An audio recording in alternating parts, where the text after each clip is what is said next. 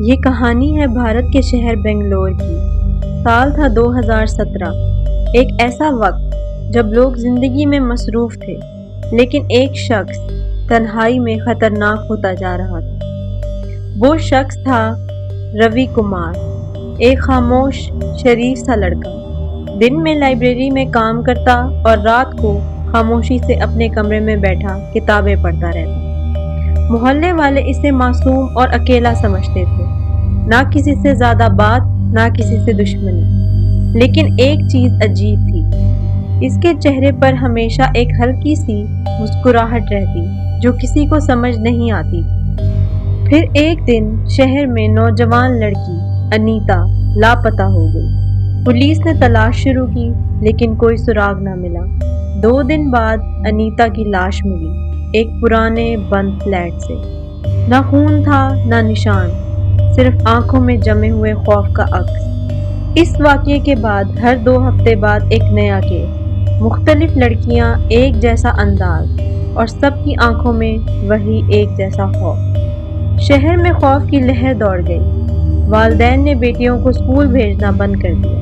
راتوں کو سناٹا اور دلوں میں بے چینی۔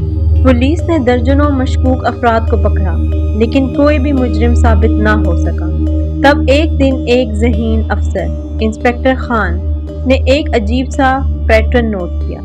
تمام متاثرہ لڑکیوں نے لاپتہ ہونے سے ایک دن پہلے لائبریری سے کتاب لی تھی، اور وہ کتابیں روی کمار کے کاؤنٹر سے جاری ہوئی تھیں۔ روی کو گرفتار کیا گیا۔ پہلے تو وہ خاموش رہا، پھر جب اسے تنہا کمرے میں بٹھا کر سوالات کیے گئے تو وہ مسکرایا اور بولا، میں ان لڑکیوں کی آنکھوں کا خوف دیکھنا چاہتا تھا، کیونکہ میری ماں نے کہا تھا سچی محبت آنکھوں سے پہچانی جاتی ہے۔ روی نے اعتراف کیا۔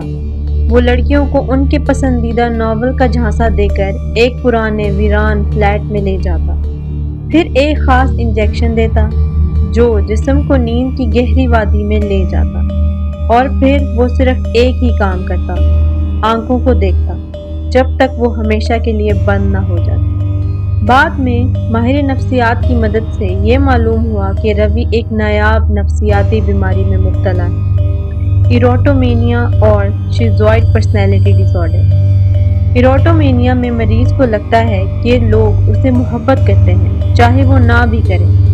روی کو لگتا تھا کہ وہ لڑکیاں جب کتاب لینے آتی تھیں، وہ اسے خاص اشارے دیتی۔ اسے یقین تھا کہ وہ اس سے محبت کرتی ہیں، اور اگر وہ انہیں ہمیشہ کی نیند سلا دے تو وہ صرف اسی کی رہیں گی، ہمیشہ کے لیے۔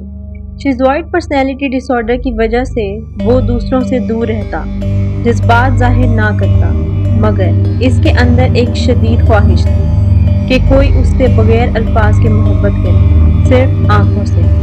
اس لیے وہ ان لمحوں کو قید کرنا چاہتا تھا جب آنکھوں میں یا تو محبت یا موت کا خوف چھپا ہوتا تھا۔ روی جسمانی طور پر آزاد تھا، لیکن ذہنی طور پر ایک قید خانہ بن چکا تھا، اور اسی قید نے کئی زندگیاں نگلیں۔ خاموش لوگ ہمیشہ معصوم نہیں ہوتے، کبھی کبھار ان کی خاموشی بہت خوفناک ہوتی ہے۔